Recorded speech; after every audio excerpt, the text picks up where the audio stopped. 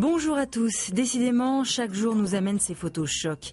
Ce mardi 6 octobre, ce sont celles de deux hommes, chemise et veste déchirées, voire carrément torse nu pour l'un, qui s'enfuit encadré par des vigiles.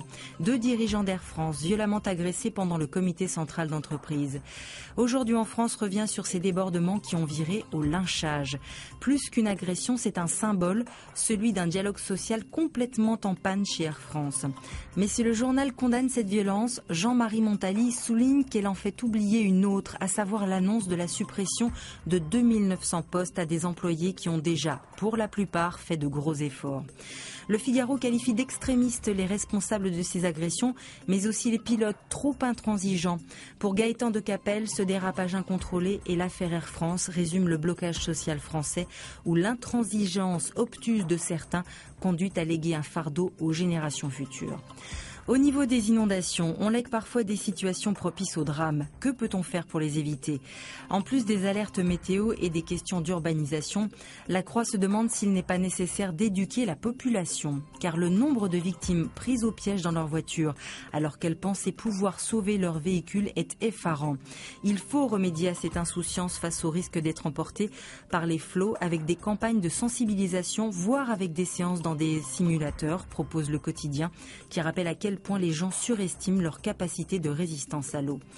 L'actualité, c'est aussi cet anniversaire, celui de la sécurité sociale. Créée en octobre 1945, elle fête ce mardi ses 70 ans.